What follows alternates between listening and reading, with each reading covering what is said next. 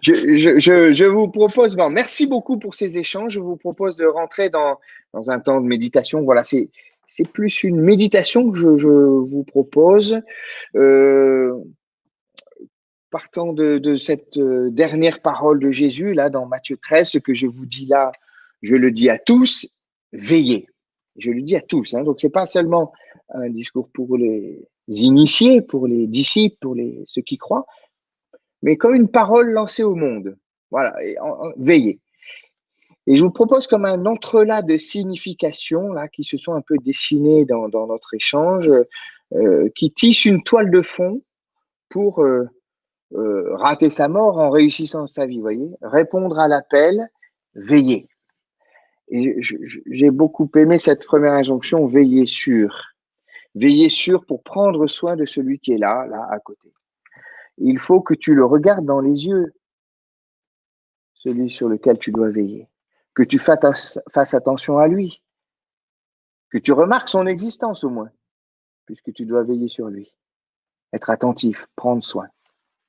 Mais Caïn répond, vous savez, suis-je le gardien de mon frère? Oui, oui. Et pas seulement de ton frère. C'est tellement facile de garder son frère, mais aussi de ton ami, de ton prochain, de ton voisin, de ton ennemi même, dit Jésus. Tu es le gardien de ton ennemi. Tu dois veiller sur. Veiller sur, mais aussi tu dois surveiller. Faire attention. Sois sur tes gardes. Ouvre l'œil de toute ta vigilance pour scruter le danger d'où qu'il vienne. Le danger qui guette, la mort qui rôde. Tu seras, dit le Seigneur, et il le dit ça au prophète Ézéchiel au chapitre 3, tu seras la sentinelle, le guetteur. Par là même, tu offriras aux autres le sentiment de sécurité dont ils ont besoin pour vivre. Surveiller. Veiller sur, surveiller. Rester éveillé. C'est un gros effort de ne pas s'endormir, de ne pas se laisser aller à la lassitude qui prend le dessus, tenir jusqu'au bout de la nuit. Vous savez, quand au jardin de Gethsémanée, Pierre, Jacques et Jean se sont endormis, laissant le Christ seul prier, supplier même. Mets ton réveil, mon frère, ma sœur, pour rester réveillé, pour sortir de la torpeur, de la fascination, de l'illusion, du conformisme, pour ne pas te laisser surprendre. Tu dois apprendre à garder les yeux grands ouverts sur le réel. Regarder les choses en face, comme le prophète Jérémie apprend à regarder le monde quand Dieu lui tient par la main pour le faire devenir prophète. Que vois-tu, Jérémie? Quitte le monde des fake news, du fantasme complotiste. Non, apprends à te servir de ton cerveau et de ce que tu sais, de ce que tu comprends pour décrypter, dévoiler, révéler, mettre en lumière. Voilà ce que j'attends de toi. Reste éveillé pour mettre en lumière ce qui voudrait être caché. Ainsi, et c'est la quatrième signification que je vois dans ce mot veiller, tu seras la veilleuse. Vous savez, cette petite prise qu'on met dans la chambre des enfants, ce point de repère, ce phare dans la nuit, un lumignon qui brille au loin, qui accroche l'espoir de celui qui s'est perdu ou justement qui a peur des monstres cachés sous son lit. Tu seras la veilleuse et tu rassureras, tu apaiseras en suscitant la confiance. Que votre lumière brille devant les hommes, dit Jésus. Ne crois-tu pas qu'il serait temps d'apporter un peu de sérénité à ceux qui t'entourent? Aujourd'hui commence le réveillon, la veillée d'armes, qui marque l'imminence de ce qui ne saurait tarder, la certitude de l'advenue prochaine. La question n'est pas de savoir si cela va arriver, mais quand cela va advenir. L'événement est tellement proche qu'on s'y prépare avec fébrilité. Il y a dans le réveillon un déjà là par l'attente, l'envie, le manque, le désir qu'il suscite en nous. Voilà ce que c'est que veiller dans cet entrelac de signification. Ce que je vous dis là, je le dis à tous, dit Jésus, veillez. Mais comment tenir? Comment tenir dans cet état de veille permanente sanitaire, politique, social, spirituel, à tout point de vue. Comment tout à la fois veiller sur notre prochain, surveiller le malin qui rôde, réveiller ceux qui s'endort et rester le lumignon qui veille jusqu'au bout de la nuit.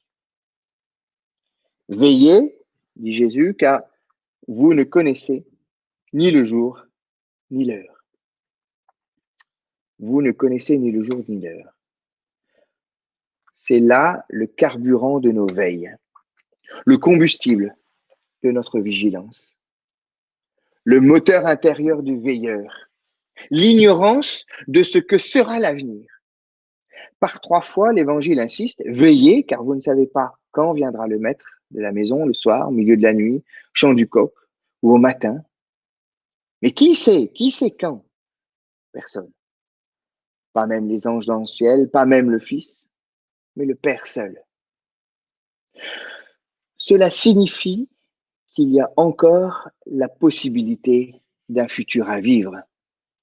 C'est ici l'affirmation forte d'un anti-destin.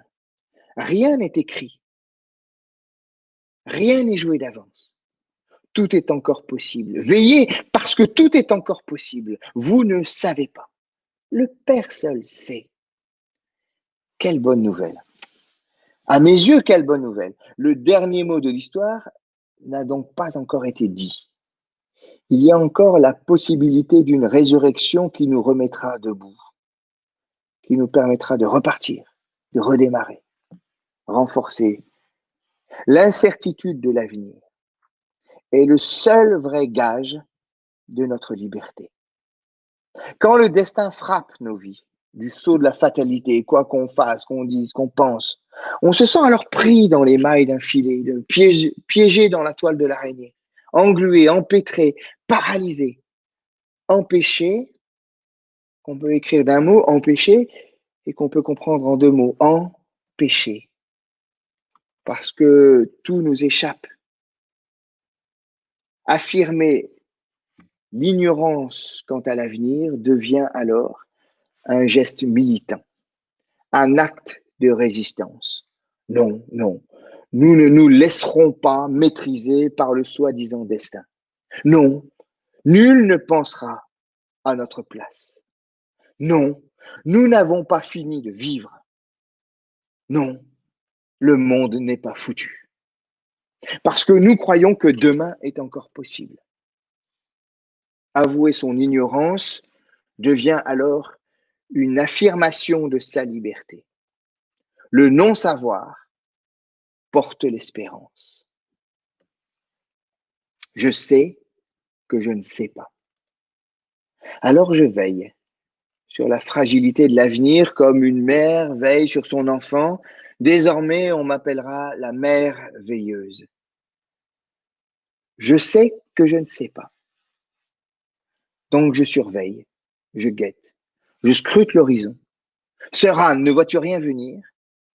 Je me sens prêt à affronter et à m'interposer, prêt à me mettre en travers par ma prière et par mon action, comme le dit si bien le pasteur André Dumas.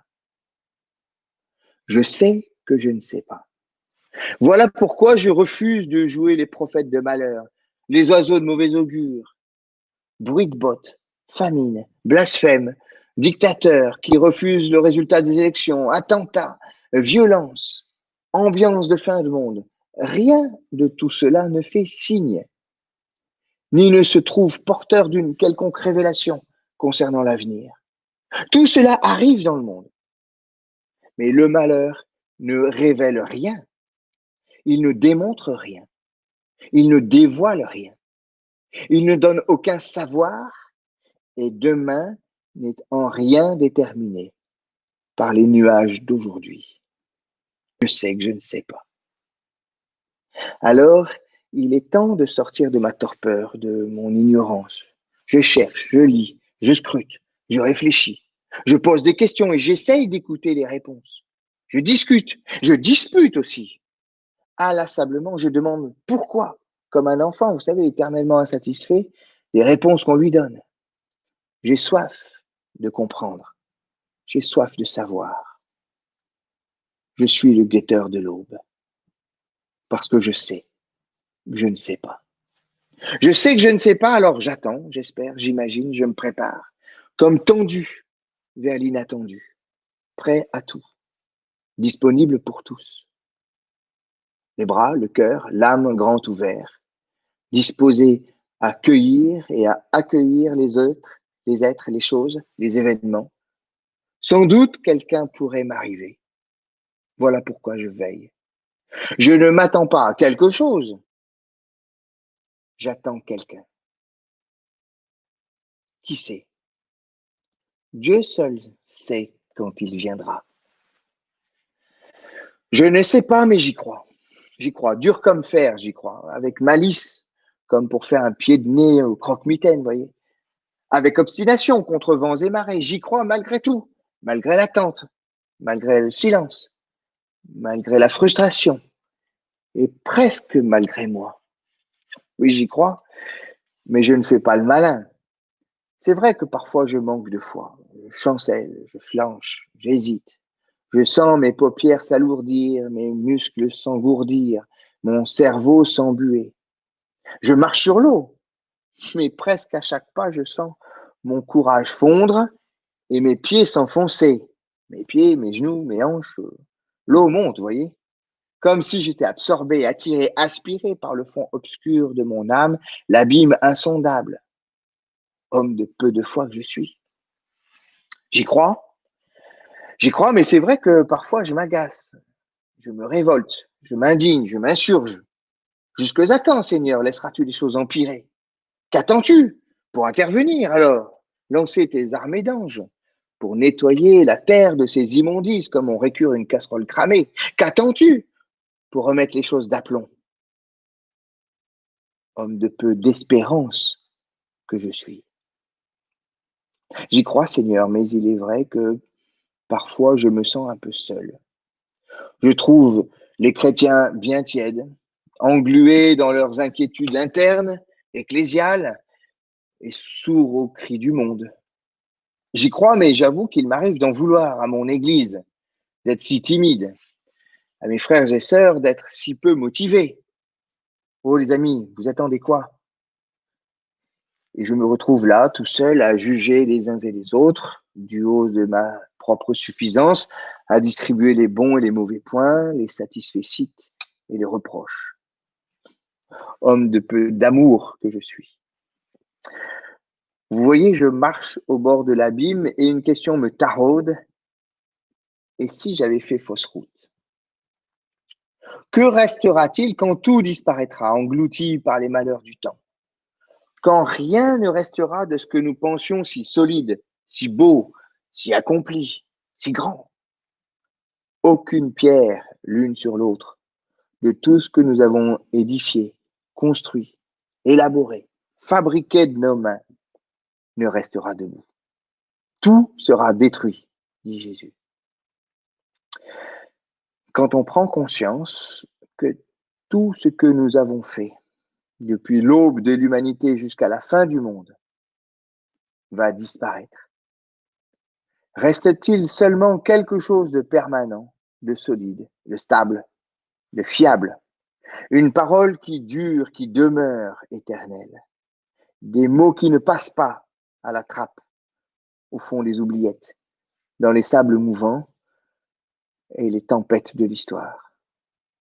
Sommes-nous condamnés à tous devenir des désabusés par l'impermanence, comme disent les bouddhistes, ou l'illusion du réel, qui va disparaître, qui va mourir, un jour ou l'autre? L'œuvre de l'homme disparaîtra. Que restera-t-il de solide? Et le Seigneur répond, nous l'avons entendu dans l'évangile de Marc, laissez-vous instruire par la parabole tirée du figuier, dit Jésus. Dès que ses branches deviennent tendres et que ses feuilles poussent, vous savez que l'été est proche. De même, vous aussi, quand vous verrez ces événements arriver, sachez que le Fils de l'homme est proche, à votre porte. Je vous le déclare, dit-il, c'est la vérité. Cette génération ne passera pas avant que tout cela n'arrive. Le ciel et la terre passeront, mais mes paroles ne passeront pas. Je suis, dit le Seigneur, moi, celui qui veille sur vous. Je suis, moi, celui qui surveille le malin et le mauvais pour qu'ils ne vous détruisent pas. C'est moi qui relève celui qui tombe, qui réveille ce qui est mort. C'est moi qui veille au cœur de la nuit pour vous rassurer, quand vous avez peur d'être avalé par vos propres ténèbres. Je veille sur ma parole pour qu'elle se réalise, pour qu'elle prenne corps, pour qu'elle ensemence votre monde et que l'arbre repousse et que la vie reprenne le dessus. Je viens bientôt. Le malheur n'a pas le dernier mot. Le meilleur est devant vous. Voilà, amis, ce que dit l'Évangile. Les détresses ont une fin et c'est à cela que nous devons veiller. Quand tu sentiras le ciel te tomber sur la tête, s'assombrir au-dessus de toi sans que le soleil ne puisse percer les nuages pour te réchauffer les os, quand bien même tu sentirais ta vie brisée, dispersée, éparpillée façon puzzle, comme disait Audiard. Bref, quand tu te sentiras pauvre au-delà de toute pauvreté, n'aie pas peur. Ne te laisse pas fasciner par ce qui t'inquiète. Regarde plutôt l'amandier qui fleurit au cœur de l'hiver. Il est le signe que le Seigneur veille sur sa parole. Regarde le figuier qui pousse et ses branches devenir tendres. Scrute les signes de la vie qui grandit. Et cesse, je t'en prie, cesse de te laisser fasciner, endormir par la mort. Et maintenant, lève-toi, prends ta vie et marche. Le meilleur est devant toi. Veille, le meilleur est devant toi. Amen.